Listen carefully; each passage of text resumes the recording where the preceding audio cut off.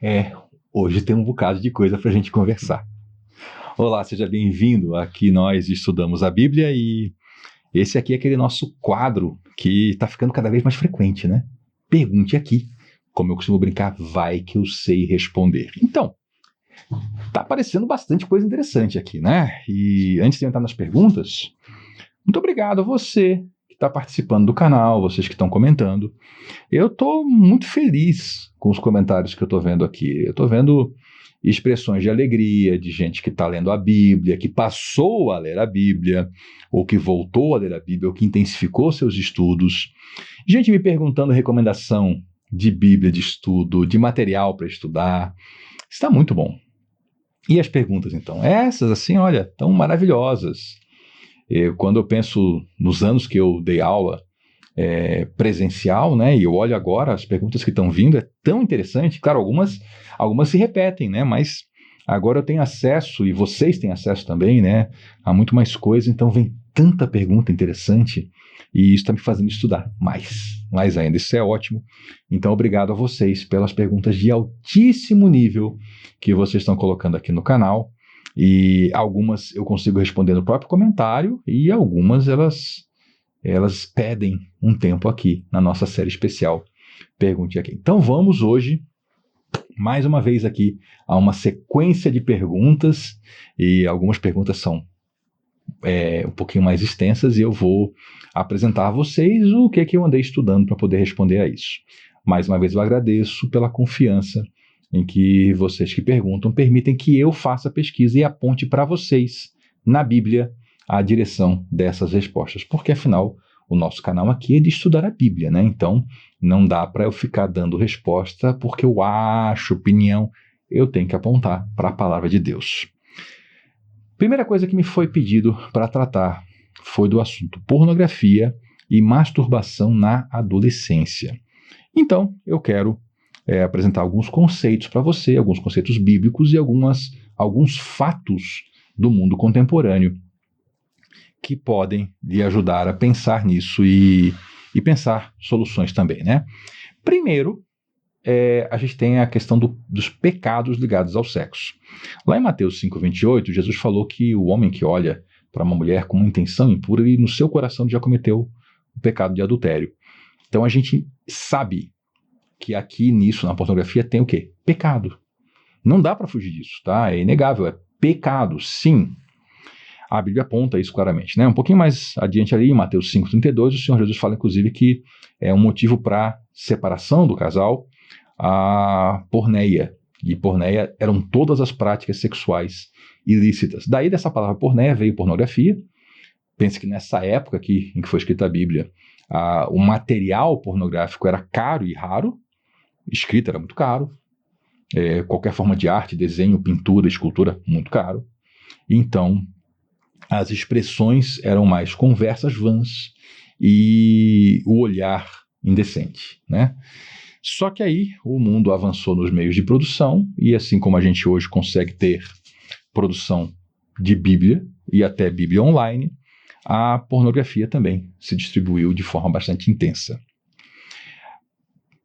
Para falar de pornografia e falar de masturbação, eu preciso tirar uma interpretação errada que muita gente está olhando e que é um problema, porque quando alguém interpreta errado a Bíblia, mostra errado um texto, e aí outra pessoa vai lá e estuda um pouquinho aquele texto, percebe que estava errado, o pessoal diz, não, então está errado, então tudo bem, né? Isso aqui não é. É o caso lá de Gênesis 38, que muita gente usa esse texto como base para combater a masturbação, só que está completamente errado a interpretação. O problema lá não era masturbação. Deixa eu lhe contar a história. O Judá, assim, lá, dos filhos de Israel, né, antepassado de Cristo, ele teve alguns filhos, e aqui, nesse momento da história, o filho dele, chamado casa-se com uma mulher chamada Tamar. Esse homem era um homem perverso, e a Bíblia diz que Deus o matou por causa da sua perversidade. Aí Judá segue o costume daquela época, que era o levirato, que era o seguinte, o sujeito morreu sem filhos, o irmão dele se casava com a viúva, e o primeiro filho que nascesse, ele era filho do falecido. Então ficava com o nome do falecido, herdava os bens do falecido, dava seguimento àquela linhagem, para que o nome daquela pessoa não fosse apagado da existência. O que acontece é que esse Onã, ele era um ser perverso. Então ele usava Tamar, com quem ele se casou, como se fosse um objeto sexual. O que ele fazia? Ele tinha relações sexuais com ela, só que ele não gerava um filho para ela. O que ele fazia era, antes de terminar a relação, ele fazia cessar o chamado coito interrompido e ele se masturbava para que o sêmen dele não entrasse nela e ela não concebesse. E com isso ele usava aquela mulher como um objeto sexual e não cumpria as suas obrigações de homem, né? E aí Deus viu isso como maldade e matou Onã. Aí o pessoal que não interpreta direito o texto acha que o pecado de Onã era a masturbação. E não vê que o pecado de Onã era a maldade dele de usar aquela mulher, de desobedecer a Deus e não dar descendência e linhagem ao seu irmão. A masturbação era apenas o meio que ele usava para ter o prazer próprio, negando então o cumprimento de todas as suas obrigações. O foco desse texto não é a masturbação. E o problema é que quem foca nesse texto assim, depois o outro vai lá ler e fala assim, não, mas o problema aqui não era esse. Então tá tudo bem, né? Só que a gente volta para o Novo Testamento e vê que não. Por quê? A pornografia, né, que é o que está na nossa sociedade intimamente ligado à masturbação, ela é um pecado. E aí, esse pecado tomou proporções únicas na história no momento presente, no momento atual. Porque esse pecado já virou um vício. Aí eu vou entrar agora em dados contemporâneos para lhe mostrar como isso é um problema e soluções possíveis, né? Então, primeiro, para o pecado, a solução a gente já sabe, arrependimento, né? Cruz do Calvário, a gente busca a cruz, se arrepende, confessa e muda. E muda. Agora, o sujeito que está em vício, além disso, ele precisa de ajuda. Quem é viciado precisa de ajuda. Para qualquer problema de autocontrole, o jejum é um remédio fabuloso. Jejum, olha, ajuda. Mas tem gente que vai precisar de médico, terapeuta. Vai precisar, tem gente precisando. Já tem linhas dentro da psiquiatria, da terapia, para gente com vício em pornografia. E o que é esse vício? Né? Sei lá, 30, 40 anos atrás, o sujeito que tinha uma ligação muito forte com a pornografia, esse negócio dava trabalho, porque precisava de dinheiro para ir a uma banca de revista, comprar uma revista, então um objeto que ele tinha que carregar consigo, e ali era então o meio pornográfico, um objeto então limitado ao número de páginas e ao conteúdo que estava ali. Se ele quisesse mais, ele tinha que de novo sair de casa com mais dinheiro, comprar outra revista, e aí seguir. O processo era caro, era lento e tinha um volume de material. Ainda assim, tinha gente muito louca com pilhas de revista de pornografia. Gente muito doente, já tinha isso. Só que hoje a pornografia ela é gratuita e era digital. E, inclusive, tem criança sendo exposta a isso por causa da internet. Né? Às vezes, a família não tomando cuidados, não botando filtros, e a criança vai pesquisar uma coisa e acaba, aparece outra. E a criança nem entende o que está vendo ali, né? Então, isso tomou proporções absurdas. Por quê? A estimulação é muito mais alta hoje, ela é muito mais rápida e muito mais variada. O que isso gerou? Isso gerou um fenômeno que está sendo estudado lá nos países mais desenvolvidos. Você sabe que, no modo mundano, o sexo entre solteiros, adolescentes, é considerado uma coisa normal. O que estão descobrindo? Os jovens viciados em pornografia se tornaram incapazes de fazer sexo. Eles não conseguem mais se excitar com a presença de uma mulher. Ou a mulher com a presença de um homem, ainda que seja mais comum pornografia ser um vício dos homens. Porque o cara está hiperestimulado por imagens, às vezes até envolvendo violência, que ele já não consegue mais ter estímulo com uma mulher. Tem casados, que não conseguem mais ter relações sexuais se não for mediante o estímulo de pornografia. Isso é já, além de um pecado, uma doença. Então, se você está começando nesse caminho, cai fora. Cai fora desse caminho, porque isso vai lhe destruir, tá? Se arrependa, confesse seu pecado a Jesus, vá para o bom caminho. Se você está no vício, procure ajuda. Você precisa de ajuda para sair desse meio. E saiba que esse vício, ele altera quimicamente os seus processos mentais. E está formando gente com impotência, porque o estímulo sexual de uma mulher já não é mais o suficiente, e gente muito pervertida. muito pervertida, gente doente, gente que não consegue ver no próximo um ser humano, mas vê um objeto sexual. Aí sim, como Onã via Tamar. Então, a pornografia é um problemaço e ela deve ser tratada como esse grande problema. Pecado e, em muitos casos, vício. Não vá por esse caminho. Se você já entrou nesse caminho, saia agora. Se você já está viciado, procure ajuda. Você precisa de ajuda para sair disso. Saia imediatamente desse caminho. Esse é um caminho de morte, não é um caminho de vida. Bom, espero ter ajudado a você que perguntou e a você que me assiste com esse problema tão grave. Próximo item. Me perguntaram como é que a gente sabe quando um estudo que é apresentado na igreja, ele é bíblico mesmo ou ele não é. Bom, primeira coisa, a gente tem que conhecer a Bíblia, isso é uma jornada de vida. Mas a gente tem que ler a Bíblia mesmo, e aí o Espírito Santo vai lembrar a gente dos textos e a gente vai começar a perceber algumas coisas. Só que ninguém faz isso sozinho, nós precisamos da comunidade. Então é a igreja, enquanto comunidade, que também faz isso, tá? E é claro, se a igreja ela é completamente manipulada e dominada por um pregador, isso não funciona. Aí já não é mais igreja, já virou uma escravidão, né? Mas a gente precisa da igreja. E o terceiro é a gente observar a origem do pregador. Especialmente o pregador convidado, tá? Olha de onde é que essa pessoa vem. Até que me chama a atenção, como tem, e eu vou conectar aqui com a próxima pergunta daqui a pouco, né? Mas como tem igreja evangélica chamando pregadores que não são evangélicos para pregar no seu meio. E como tem evangélico que nem se toca, que está distribuindo material de algum grupo não evangélico, que inclusive tem alguns pontos que são contrários à Bíblia. Isso está acontecendo bastante.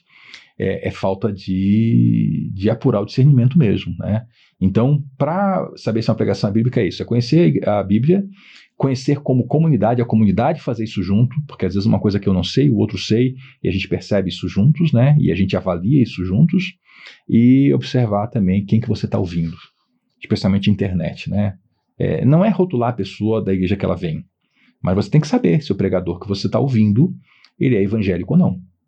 Tá? E tem muitos pregadores pregando a Bíblia que não são evangélicos e não são católicos. Tá? Muita gente acha que se divide entre católicos e evangélicos. Não, tem muito mais coisa. Tá?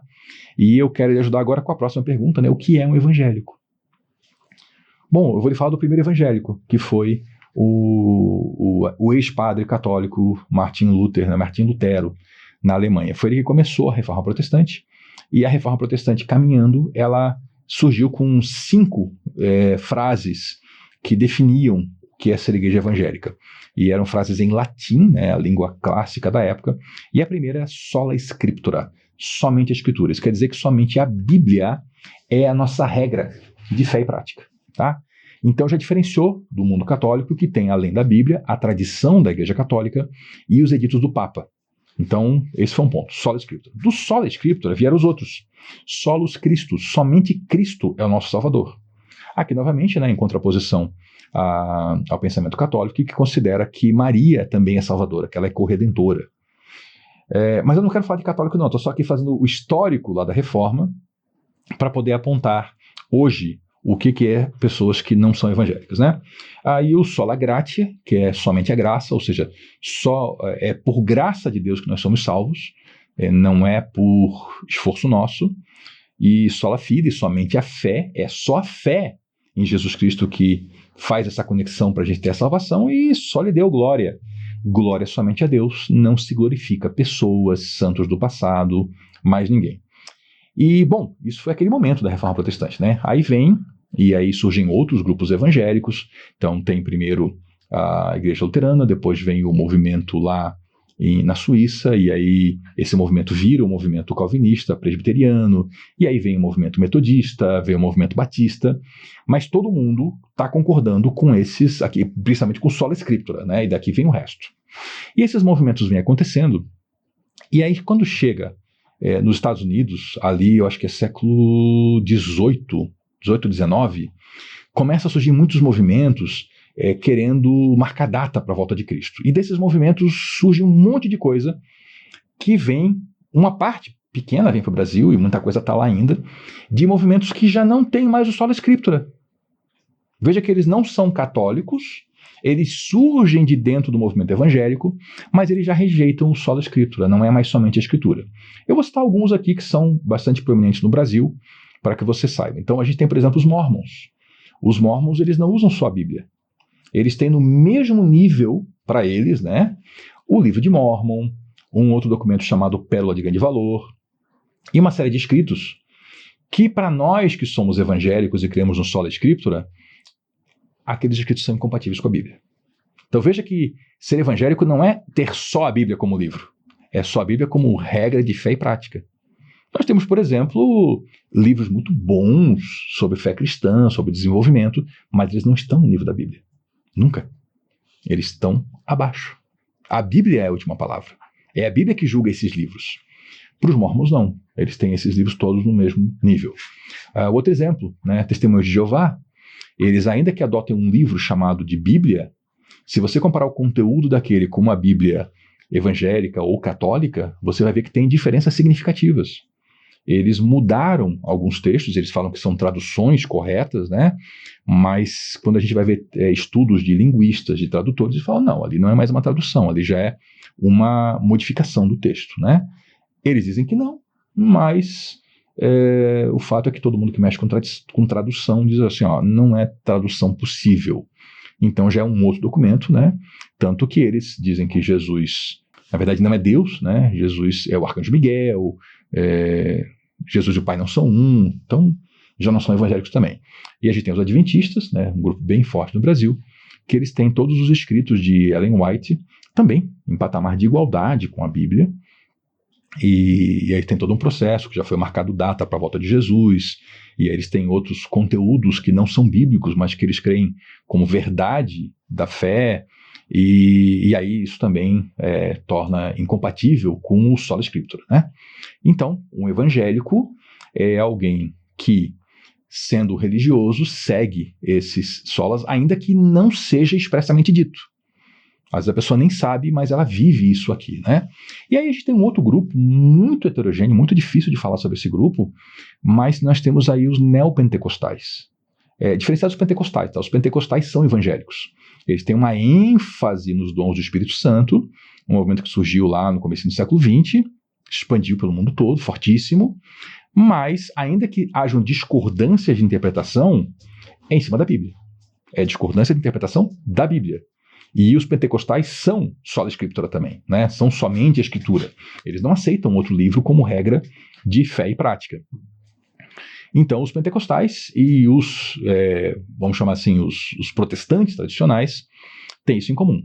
Aí vem os neopentecostais, que ainda que hajam neopentecostais que também vão pelo sola scriptura, a gente tem um novo fenômeno, que é a palavra com autoridade do líder da igreja. E que às vezes essa palavra abertamente contraria a Bíblia. E é tratada em igualdade. A profecia do pastor, do apóstolo, do bispo, seja o nome que for, é tratada como em pé de igualdade com a Bíblia. E aí já não é mais sola scriptura, né? Então isso já é um problemão, né? O que é que acontece? Inclusive tem igrejas evangélicas que, quando vem gente de movimentos neopentecostais, fala assim, não, o que você viveu lá, esquece, né? Começa do zero, inclusive batiza, né? Que é outra coisa interessante, aquelas comunidades que eu citei antes, né? Testemunho de Jeová, Adventista e Mormon, quando o evangélico vai para lá, algumas obrigam o batismo, ou para ser membro da igreja tem que se batizar, eles consideram que a pessoa não foi batizada antes, e tem grupo que incentiva, explicando que o batismo da pessoa não valeu. Que no final dá quase na mesma, né? Então veja que são grupos auto-excludentes, né? Um grupo exclui o outro, e eu acho muito estranho quando igrejas evangélicas estão trazendo para o seu meio pessoas de grupos não evangélicos para pregar, pessoas que têm documentos na sua igreja dizendo que só a igreja deles que é verdadeira e que as evangélicas todas não são igreja, na verdade. Eu acho estranho isso. Então, os neopentecostais têm esse lance de não ter o sola scriptura na prática. Aliás, tem a igreja neopentecostal que, inclusive, Bíblia é um objeto que fica lá na frente e que só o pastor que usa, e ele pinça os textos e diz o que ele quiser, não é levado assim como realmente regra de fé e prática, e aí são criadas outras coisas, né, em cima para ser regra de fé e prática. Então, no final, ainda que não neguem somente a Escritura, na prática fazem isso. E aí veja que não é uma questão de interpretação da Bíblia. Pega aqui um ponto, por exemplo, pentecostais e, presbiterianos. Se vão discutir sobre dom de línguas. Eles divergem na interpretação do texto. Quando eu estou falando de neopentecostal, não é nem o texto bíblico mais. Não, é uma revelação que o apóstolo teve. Ele teve um sonho, ou Deus falou com ele, aquela coisa do cara, como é que é? Ele diz que é Deus falando com ele. Então já é um outro, não é mais interpretação do texto bíblico, não é mais discussão de interpretação, é uma outra coisa, são revelações particulares, né? E aí também, esses neopentecostais que fazem isso, que são muitos grupos, já também não são evangélicos. Me pediram um estudo sobre o pecado. Bom, muito amplo, né? Muito amplo, dá para fazer um ciclo de estudos aqui, talvez 5 palestras de 1 hora sobre esse tema, mas eu vou aqui dar uma resumida em alguns conceitos bíblicos, né? Pecado. Lá no hebraico, né, het, e no grego, hamartia. O het significa errar o alvo. É a palavra usada para arco e flecha, né? O arqueiro errou o alvo, ele het. E hamartia é errar mesmo, né? Então a ideia de que existe um jeito certo, existe um alvo a ser acertado e a pessoa não está acertando, ela está fazendo outra coisa. E Romanos 6,23 fala que o resultado do pecado, o salário do pecado é a morte. É a destruição eterna, né? 1 Coríntios 10,13 fala que a gente é responsável pelo pecado, porque todo pecado que a gente faz, ele tem uma tentação e a gente podia resistir à tentação. Deus nos deu meios para resistir. A tentação ela é particular de cada um, mas cada um recebeu o meio para resistir. Então, quando a gente peca, é culpa nossa. E 1 João 1,9 fala que se confessarmos os nossos pecados, ele é fiel e justo para nos perdoar os pecados e nos purificar de toda injustiça. Então, é o caminho do arrependimento e da salvação. E claro, o pecado tem todas as consequências nesta vida, não é só na existência eterna, no afastamento eterno de Deus, né? Nessa vida o pecado é altamente destrutivo. Nós todos sofremos, inclusive, consequências do pecado de outros. E sofremos consequências do pecado de pessoas que nem estão mais nesse mundo. E, infelizmente, pessoas que ainda não chegaram nesse mundo sofrerão consequências dos nossos pecados, né? A gente sabe disso. Então, não sei a abrangência que a pessoa queria aí com a pergunta sobre pecado, mas o que eu posso lhe apresentar de maneira resumida é isso. Batalha espiritual. Me pediram para falar sobre batalha espiritual. Primeira coisa que eu vou lhe falar, tá? Quase tudo o que eu vejo hoje falado sobre batalha espiritual não está na Bíblia e é modismo. Uma notícia, tá? Quase tudo não está na Bíblia e é modismo. Vamos para a Bíblia? Vamos. Judas, né, capítulo único, verso 9, lá fala que o arcanjo Miguel, ele teve uma disputa com Satanás pelo corpo de Moisés. Então a gente já sabe que existe batalha espiritual, anjo e demônio em disputa. Quando a gente vai para Daniel, Antigo Testamento, capítulo 10, verso 13, em toda aquela história ali, o que acontece? O anjo fala para Gabriel que ele teve também uma luta com um anjo que era o príncipe da Pérsia, um anjo, um demônio, né? Que era o príncipe da Pérsia. E aí veio o arcanjo Miguel para ajudá-lo. Então, batalha espiritual. Na Bíblia tem. Aqui a Bíblia está citando que existe, tá? Marcos 9,29, Jesus fala que existe casta de demônio que só sai com jejum e oração. Então, estamos entrando aqui no campo do expulsar demônios. Veja que primeiro a gente viu sobre a existência de uma batalha entre anjos e demônios. Agora a gente está vendo aqui demônios possuindo pessoas e que tem como expulsar. Jesus fala, tem alguns que só com jejum e oração. Um pouquinho mais à frente, em Marcos 9,38, o pessoal fala que eles repreenderam lá alguém que estava expulsando o demônio em nome de Jesus. Jesus falou, não façam isso. Então, olha, para expulsar demônios, é possível expulsar demônio de uma pessoa, e é em nome de Jesus. Já estamos avançando, né?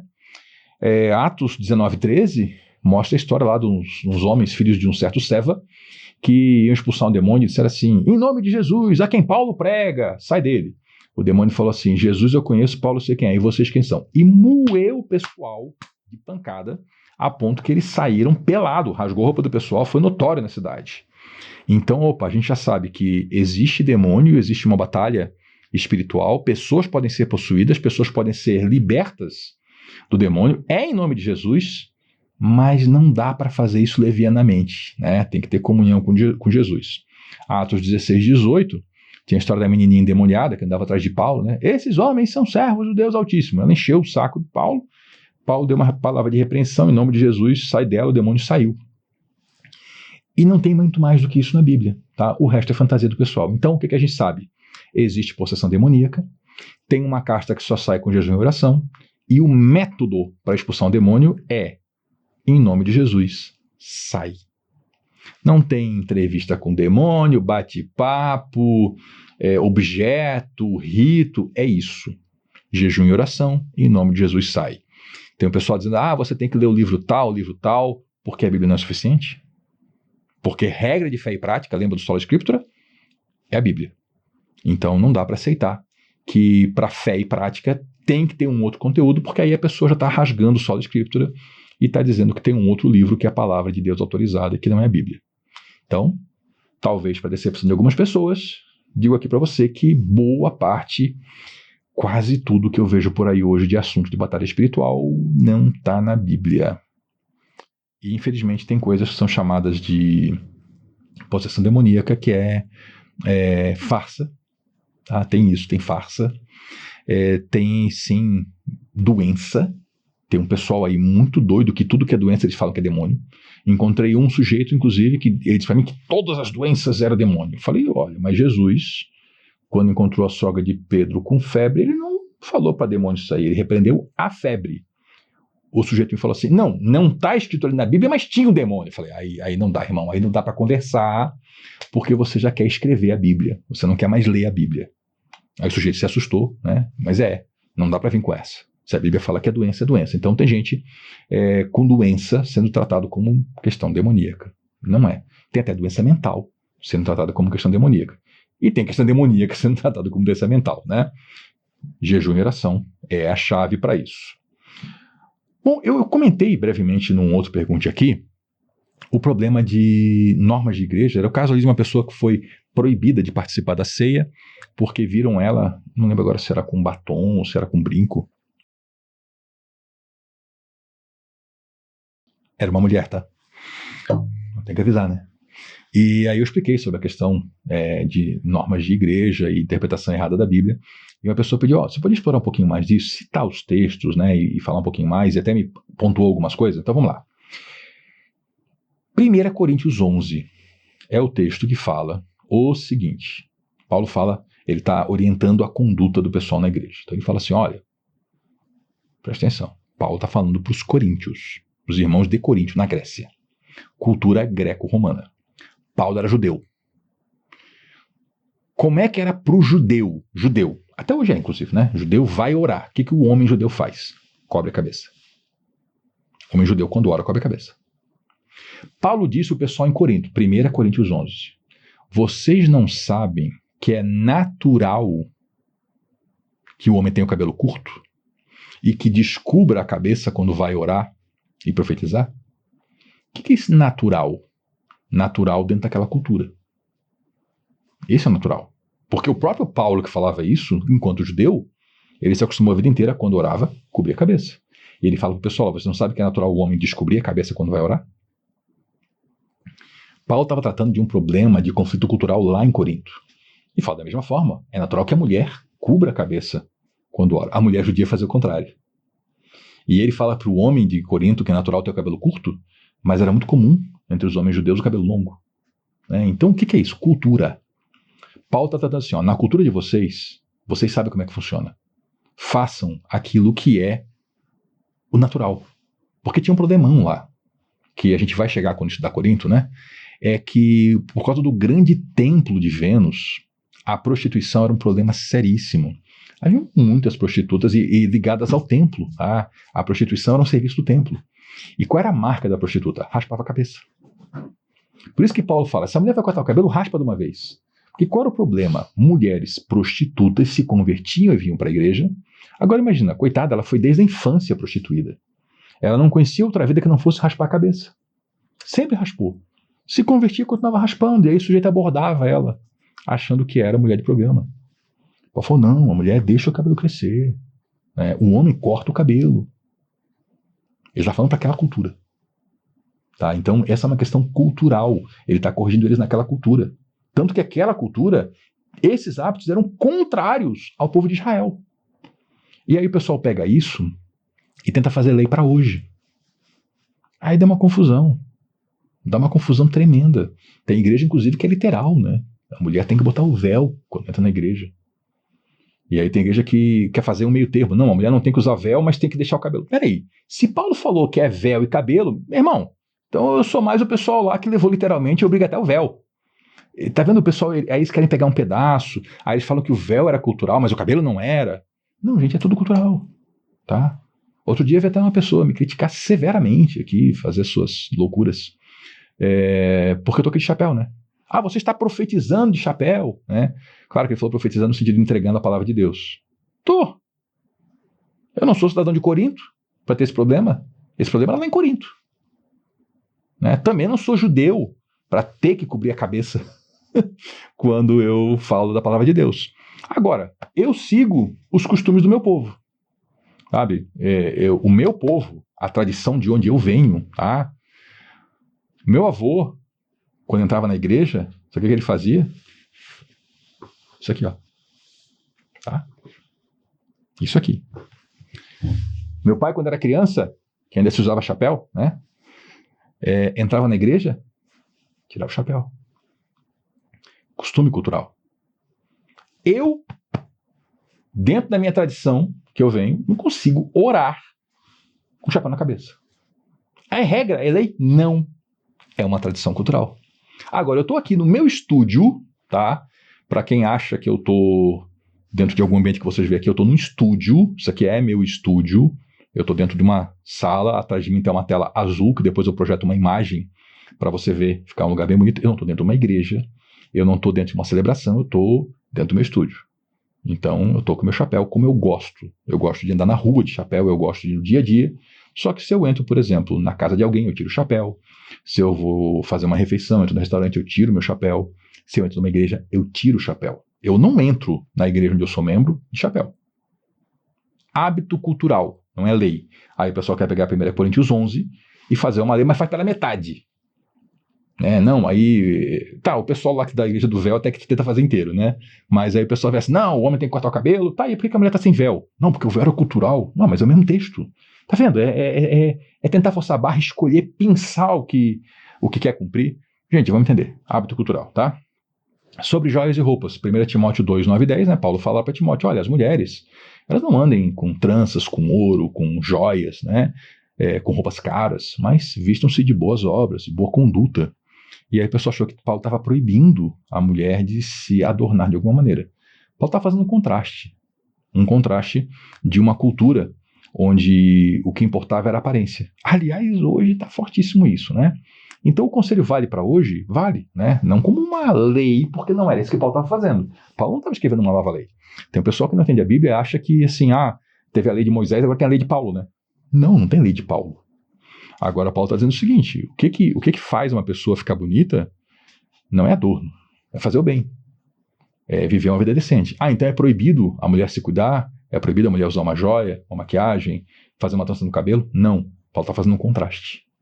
Então que a mulher não faça isso, faça aquilo, né? Porque o problema lá que eles estavam lidando era esse. Nas igrejas ali da Ásia Menor, que é a região onde Paulo andou, pregou, cultura greco-romana.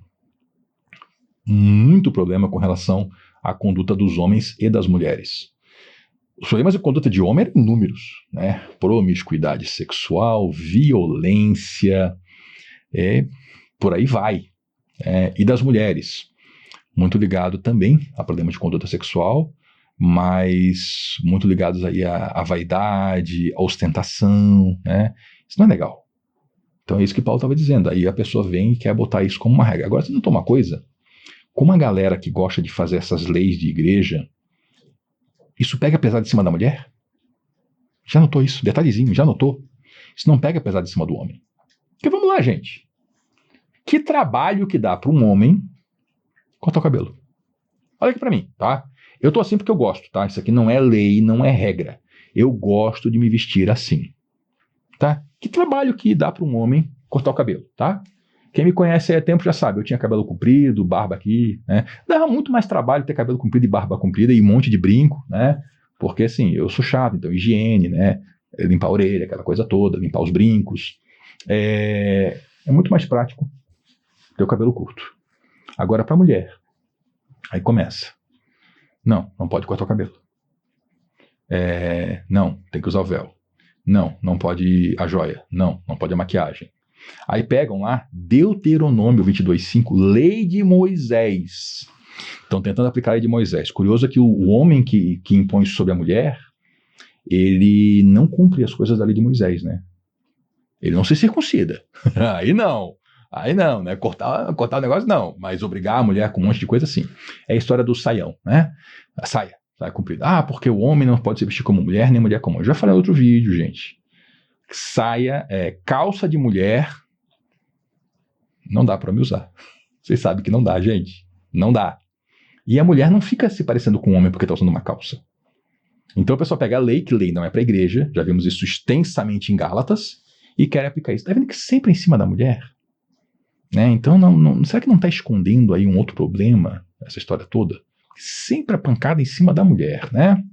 Porque assim, homem, botar uma roupa legal, né? Se arrumar, legal. Agora a mulher, essa opressão toda, tem coisa estranha, né? Mas pegam pesado. E até vou aproveitar para falar, né? A história da gravata aqui. Eu já falei, eu gosto de usar gravata, não é obrigado. Tem vídeo meu que eu tô sem gravata, vou pra igreja sem gravata. Se eu tiver fim de sair, sei lá, vou fazer um exercício, sai de camiseta, sai de bermuda. Então, não tem regra, não acredito em regra para isso. Aí tem pessoal que tem regra, não, o homem não pode usar uma bermuda. Aí pega um negócio lá do Antigo Testamento, distorcem, né? E aí trazem, né? E é daqueles conflitos engraçados, porque é o sujeito lá que está proibido de usar bermuda e pergunta para a mulher assim, por que a canela da irmã é mais santa do que a minha? Porque a irmã pode usar saia mostrando a canela, eu não posso mostrar. Começa a ficar os absurdos, né? E o negócio do terno, aí tem a lei da igreja, quem está envolvido aqui no ministério só pode se for de terno e gravata. Tá onde isso, gente? Aí vem fazer umas analogias muito esquisitas. Uma vez um me disse, não, porque se você for falar com o governante, você vai com a sua melhor roupa. Tá, e quem disse que a melhor roupa de todo mundo é terno e gravata? A gente tem gente que para usar um terno e gravata acaba comprando lá uma coisa que ele estaria muito melhor vestido com uma calça jeans e uma camisa gola polo. Não tem isso. A pessoa quer impor a sua estética sobre o outro, dá ruim, dá esquisitice. É isso que dá. Não tem base bíblica para isso. Mas a mesma pessoa que me fez essa pergunta, ela pediu assim, toca também no assunto ali, pecado de morte, né? Bom, já vou dizer que eu não sou católico, vocês já sabem disso, né? Então eu não vou seguir aquela ideia de pecados mortais, que é uma lista católica, não é bíblica, tá? Mas primeira carta de João, capítulo 5, versos 16 e 17, ele fala que existe pecado que é para a morte e pecado que não é para a morte. Ele fala, ora pela pessoa que está pecando com pecado que não é para a morte. Para quem está pecando pecado que é para a morte, eu não digo que ore. O que está diferenciando ali? É gente que está pecando porque quer, está deliberadamente, usando expressões populares, assim, enfiou o pé na jaca, chutou o pau da barraca, não quer mais nem saber de nada.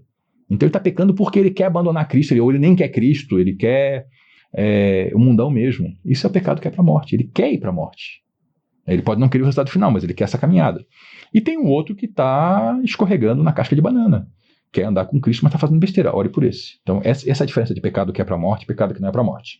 E aí a mesma pessoa me perguntou ainda, eu acho que é dentro da ideia de regra de igreja, né? Orar de joelhos. Não tem regra, não tem lei, não tem texto bíblico que manda fazer isso, tá?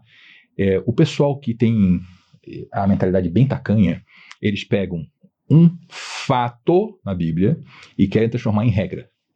Então o pessoal diz, mas fulano de tal caiu de joelhos. Então isso é regra agora? Você quer pegar todos os fatos da Bíblia e transformar em regra? Quer? Porque tem que ser honesto, né? Tem que ser minimamente honesto. Se o sujeito pega esse fato para virar regra, tem que pegar os outros fatos e virar regra também. Ele não quer. Então é uma desonestidade intelectual. Eu oro de joelhos? Em muitas ocasiões sim. Por quê? É uma maneira de eu me colocar de um jeito que eu... Tá? Isso é para mim, não é para Deus. É eu que preciso disso, não é Deus. Eu me coloco em posição de estar me humilhando diante de Deus, me tornando humilde, reconhecendo que eu sou pequeno. É como, por exemplo, isso aqui, né? Esse gesto. Sabe onde é que vem isso aqui? Né? As duas mãos assim, né? O polegar por cima. É uma tradição lá de trás, povos antigos, em que o escravo, quando ele queria demonstrar lealdade ao seu senhor, ele se colocava assim. e o polegar direito sobre o esquerdo, indicando que o Senhor, né, estava sobre ele. E a gente faz isso hoje, às vezes, sem saber, né? Então, orar de joelho, para mim, ele tem a ver com uma prática interior, de alguns momentos que eu acho que é legal demonstrar uma reverência. Não tem regra. Não tem regra. Tá? Não é assim, não, orar de joelho é o certo, Deus só vai... Não tem regra. Desde o Antigo Testamento já era dito lá que Deus não despreza um coração quebrantado e contrito. Não é o joelho, é o coração. Entendeu a diferença? Bom, essa pergunta aqui foi. Vamos seguindo, né? Temos mais algumas aqui. Essa foi muito boa. Respondi lá no comentário, mas prometi que ia responder aqui. O pessoal falou assim, inferno existe? Porque eu vi um podcast, um rabino judeu falando que inferno não existe. Eu fiquei assim, se os judeus falam que não existe, e agora? Vê que são duas perguntas em uma. Primeira, inferno. O que é inferno? Essa palavra tem vários significados. Eu vou aqui lhe ajudar. Primeira coisa, Jesus falou que haverá condenação. Haverá juízo e tem os salvos e os não salvos. Até Apocalipse 21:8 fala do pessoal sendo lançado num lago de fogo e enxofre. Então existe a condenação, né? Agora, tem uma palavra aí, tem palavras, né, da Bíblia que traduzem por inferno, que na verdade quer dizer o pós-morte, que é Sheol e Hades, Sheol em hebraico e Hades em grego, que é simplesmente o pós-morte. Por exemplo, sabe aquela história lá em Lucas, Jesus está contando, olha, tinha um rico, e aí Lázaro morava na porta dele, ele ficava ali na porta pedindo uma migalha, ninguém dava nada, os cachorros vinham, lambiam as feridas dele, aí morreu o Lázaro, morreu o rico, e aparecem os dois lá numa cena pós-morte e um vê o outro. Aquilo lá é o Sheol. Aquilo lá é a ideia de Hades. E tem Bíblia que fala que lá é o inferno. Né? Então aí a pessoa associa essa palavra inferno com uma outra ideia que ela tem e dá uma bagunça. Então lá é Sheol ou Hades. Outra coisa que o pessoal acha que é inferno, a Geena ou Geena, era o lixão fora de Jerusalém, um lugar, tá? Fora da muralha de Jerusalém, onde queimava lixo, então lá sempre tinha fumaça, né? A ideia de fogo e enxofre. Enxofre não é o elemento químico, era a ideia de fumaça, se falava antigamente, né, de fumaça como enxofre. E tinha vermes também, né? Tinha bicho, que às vezes se jogava lá até carcaça de bicho, né? E aquilo era contínuo. Então Jesus falou, quem viver essa vida assim, o lugar dele é lá no lixão, na Geena, ou Geena, né? Então o pessoal achava, existe um lugar metafísico, onde tem fogo, enxofre e larvas. Não, era ali, O pessoal que estava ali em Jerusalém ouvindo Jesus, eles entendiam a metáfora, né? A gente aqui está longe e acha que Geena é um submundo lá habitado por demônios. E aí vem o submundo habitado por demônios inventado por Dante Alighieri no seu livro A Divina Comédia, onde ele teorizou, é um livro, gente, é um conto, né? Que aí tem gente que acha, inclusive até hoje, né, que se a gente cavar muito lá embaixo, acha o inferno. Não, lá embaixo tem a crosta terrestre, o magma e essas coisas, né? Que os geólogos entendem muito bem.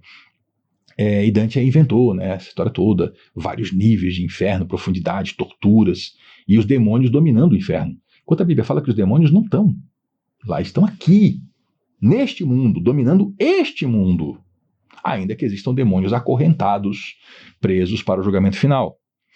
Então, a palavra inferno tem um monte de significado, eu prefiro evitar essa palavra por causa das confusões, e eu, quando quero me referir ao estado de condenação eterna, eu falo na condenação mesmo, né?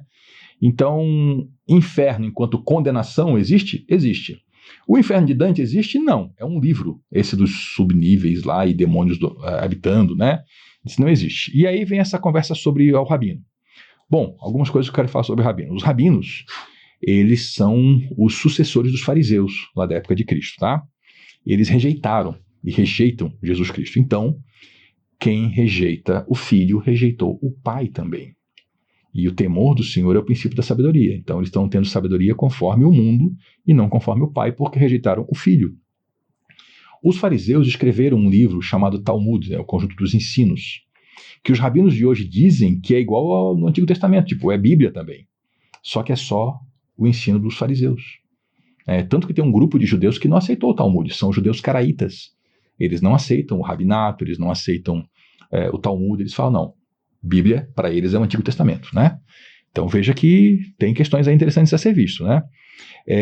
Então o ensino deles não tem autoridade bíblica, não é um ensino com autoridade como é o ensino de um pastor ou o ensino de um cristão, que tem o Espírito Santo porque recebeu Jesus na sua vida.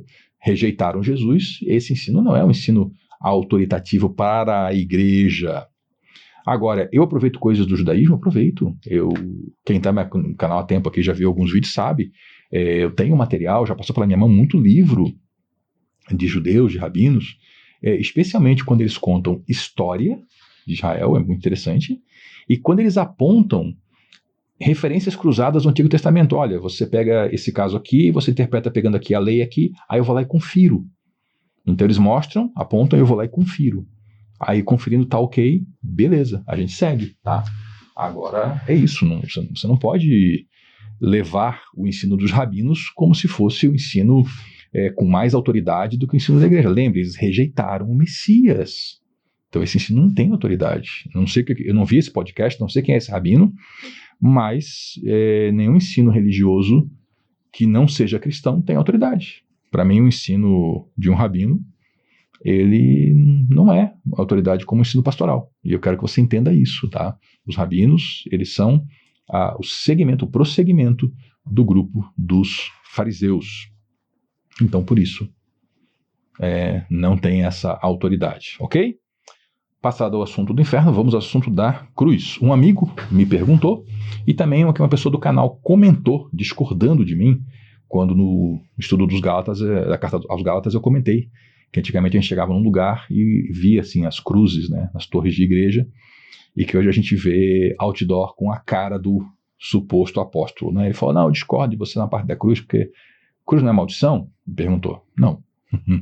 É um erro, né? O meu professor, muito querido, ele é missionário na África e ele comentou esse caso, né? Ele disse, olha, as pessoas estão achando que o que feriu Jesus foi a cruz. O que feriu Jesus foi os nossos pecados. A cruz foi o objeto, o instrumento que estava lá. Então, estão com bronca da cruz, enquanto tinha que ter bronca do próprio pecado. A Bíblia fala da cruz como poder, orgulho, nosso orgulho, salvação, triunfo, caminho de vida e identidade. Vou lhe dar os textos, você pode conferir, tá? Poder, 1 Coríntios 1:8, né? Paulo fala que para quem não crê, a cruz é loucura, mas para nós que cremos, ela é poder de Deus. Então a cruz, é maldição? Para quem não gosta de Jesus, né? Para nós ela é poder de Deus. Gálatas 6,14, Paulo fala que não vai se orgulhar em nada que não seja a cruz. Então a cruz é nosso orgulho. Nós nos orgulhamos do que Cristo fez por nós na cruz. Colossenses 2,14 e 2,15 mostra que a cruz, lá foi conquistada a nossa salvação, e na cruz Jesus triunfou sobre os demônios. Então a salvação para nós é o triunfo de Jesus. Ela é um caminho de vida, né? Marcos 8,34 e também Mateus 10,38, caminho de vida e identidade. O Senhor falou que a gente tem que tomar a cruz para seguir Ele. Então, para ser cristão, para seguir Jesus, eu tenho que tomar minha cruz. Claro que não é um objeto de madeira, né? É a minha disposição de morrer por Cristo. Então, ela é o nosso caminho de vida e nossa identidade. E o objeto de madeira que a gente põe lá? Madeira, metal, o que seja. Bom, a tradição evangélica é a cruz vazia, porque Jesus não ficou na cruz. Ele morreu na cruz e ela está lá como um lembrete para a gente do que ele fez por nós. Então a gente olha para a cruz, é como quem usa a cruz numa corrente, né? O evangélico que usa a cruz numa corrente é para dar sorte, é para proteger ele? Não. É para ele sempre que ele tocar o olhar ali, não é para ele tocar para dar sorte, é para ele lembrar. Eu tenho que tomar minha cruz todos os dias. Foi na cruz que Jesus morreu por mim. Eu tenho que honrar esse sacrifício. Viu? É lembrete ali. É uma forma, não é da gente adorar o objeto, é de a gente olhar para aquele objeto e lembrar de tudo que Cristo fez. Agora, tem igreja mal orientada, né? Que aí acha que se tiver uma cruz vai amaldiçoar a igreja. Eu já vi briga dentro de igreja. Não, tem que tirar essa cruz daí porque está amaldiçoando a igreja. Aí a pessoa ela é mais idólatra do que ela imagina. Porque ela acha que aquele objeto de madeira tem poder para amaldiçoar alguma coisa, né? Não tem. E se tivesse algum poder, seria para abençoar, porque nosso Salvador entregou sua vida na cruz. É isso, tá? Então, não tem regra, igreja usa a cruz se quiser, mas igreja que tem vergonha da cruz ou medo da cruz é estranho, né? É estranho. Quanta pergunta que foi hoje, gente. Obrigado, viu, pessoal? Obrigado pelas perguntas. Obrigado pela boa companhia, né? E vamos seguindo aqui, anunciando a verdade do Evangelho. E, nossa, eu estou olhando para o relógio agora, estou vendo que esse foi longo. Então, vamos encerrar aqui. Deus abençoe, obrigado pela companhia. E segunda-feira, estudo do Novo Testamento, volta aqui para a gente seguir com a nossa Bíblia Sagrada e nosso estudo da Palavra de Deus. Obrigado, gente, mais uma vez. Fica com Deus. Até lá.